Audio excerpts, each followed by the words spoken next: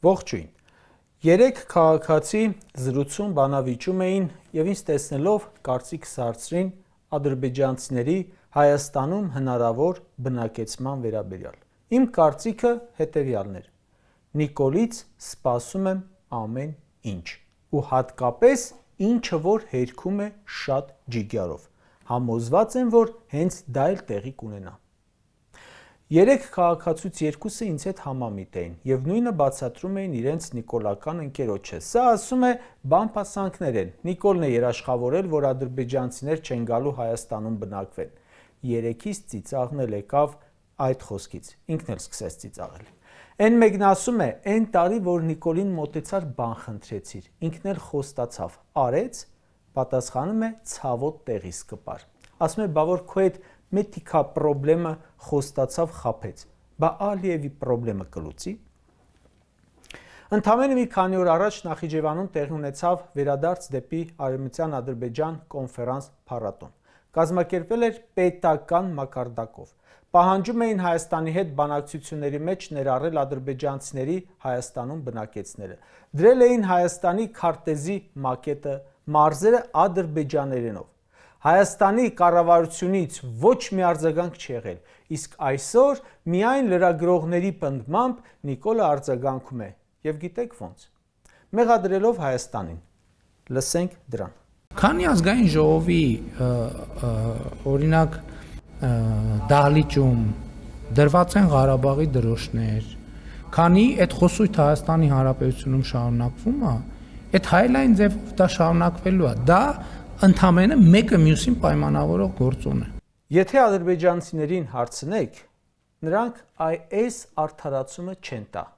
Կասեն Հայաստանը մերն է, Նիկոլ Փաշինյանը հենց այդ պատասխանն է չլեսվելու տալիս եւ ընկնում է Պեչենու բաղերը։ Քանի որ ընդդիմադիրները դրել են Արցախի դրոշը,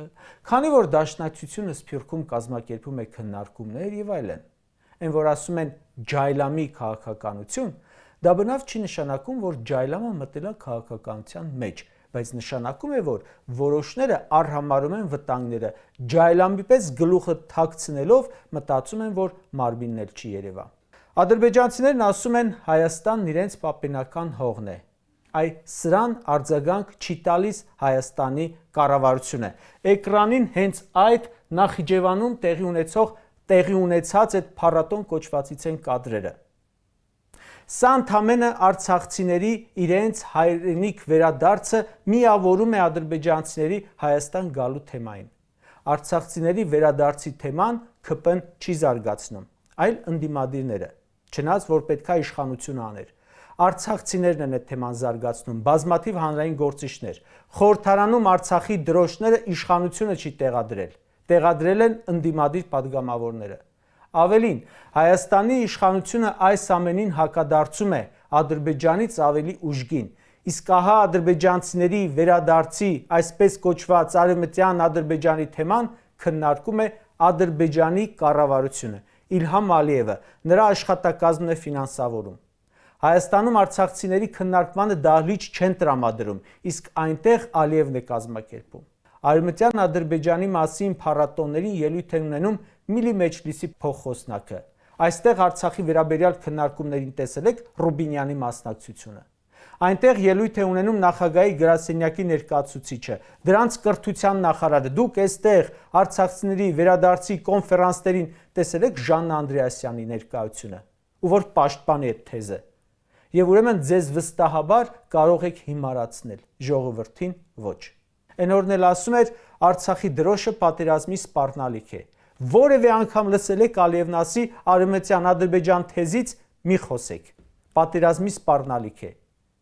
Ինչքան էլ սա ասի, թե Արևմտյան Ադրբեջան չունի կիրառական նշանակություն, այնքան խորացնելու է կասկածները, որ դա իրականանալու է իր օրոք։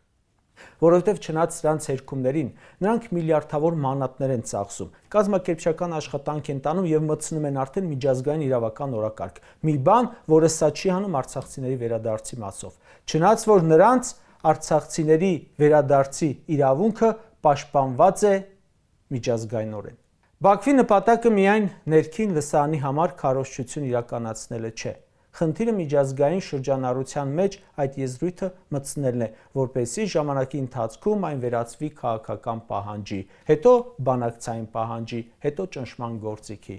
չնայած արդեն ճնշում են։ Այնպես որ եթե Հայաստանում այս պահից սկսած Արցախ բառը ոչ մեկ անգամ չասի, մեկ է, Ադրբեջանը իր թեզը տանելու է, որովհետև դա իրենց համար ասել են ռազմավարական նշանակություն ունի։ Ժորժ ջան, եթե Հայաստանում տեղի ունենան փառատոներ այն մասին, որ Ադրբեջանը հին հայկական հող է, առաջինը Նիկոլը կասի սադրում եք ու քրեական գործեր կնախաձեռնի, կալանքներ կտա։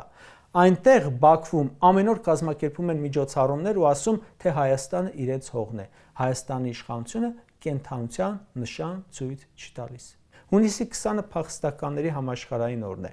150,000 փախստական ունենք, տասնյակ հազարավոր փախստականներ ունենք 88-ից ի վեր։ Մի հատ միջոցառում տեսակ պաշտոնական։ Ոչ։ Իսկ Ադրբեջանի կառավարությունը կազմակերպեց ու դարձյալ խոսեց Արևմտյան Ադրբեջանի մասին։ Այնպես որ իրենց մոտ, կրկնում եմ, ոչ թե հայլային արձագանք է, այլ հստակ ռազմավարություն։ Նիկոլը պատրաստում է բռունցքը ուղարկել Հայաստանի ներսում Արցախի թեման խեղդելու վրա։ Այսօր ճեպազրույցում մի այլ զավեշտ է ասում։ Դիտենք։ Այսինքն ցանկացած քայլ, որը հակասում է Հայաստանի Հանրապետության ժողովրդի կատարած ընտրությանը, ժողովուրդը ասել է, որ Ղարաբաղի շարժումը չի շարունակվում, չի շարունակվելու։ Հիմա ցանկացած փորձ այլ մակարդակներում Ղարաբաղի շարժումը շարունակելու բերելու է հայլային արձագանքներ։ Մենք ամեն հնարավոր քայլ ձեռնարկելու ենք, որպեսզի Ղարաբաղի շարժումը շարունակելու բոլոր փորձերը կասեցվեն, այդ թվում այն պատճառով, որ Հայաստանի Հանրապետության ժողովուրդը այս տեսլականի օգտին քվեարկել է, սա շատ կարևոր հանգամանք է։ Արդեն որերորդ անգամ սա ասում է, թե հայ ժողովուրդը իրեն տվել է Ղարաբաղյան շարժումը փակելու մանդատ։ Այս ինչ բանի համար մանդատ, այն ինչ բանի համար մանդատ, սուտ է։ Հայաստանի Հանրապետության քաղաքացին իրեն մանդատ չի տվել։ Այս ընտրություններով տեսանք ու չի տվել այս բոլոր վտանգները հասկանալով։ Փաշինյանը գողացել է խորհրդարան անցնող կուսակցության մանդատները, ձայներ է գողացել պետական ընտրակաշառքով, վարչական ռեսուրսով, բռնաճնշումներով, նկարչությամբ։ Ընտրությունների արդյունքները վիճարկել են ընտրությանը մասնակցածների գրեթե կեսը, այնպես որ իրեն մանդատ ժողովուրդը չի տվել ու չի տվել անգամ պաշտոնական թվերով։ Պաշտոնական թվերով Նիկոլի վարած քաղաքականությանը դեմ քվեարկածների թիվը ավելի մեծ է, քան նրան ընտրածներինը։ Նա տարել է 49% ձայն ընդամենը, որից կեղծել է միգուցե 48%-ը։ Չեմ կարող ասել, որովհետև 4% ԲՀԿ-ից գողացողը կարող էր 48% էլ մյուսներից գողանալ։ Կարճ ասած, Ժորժ ջան, մարդը,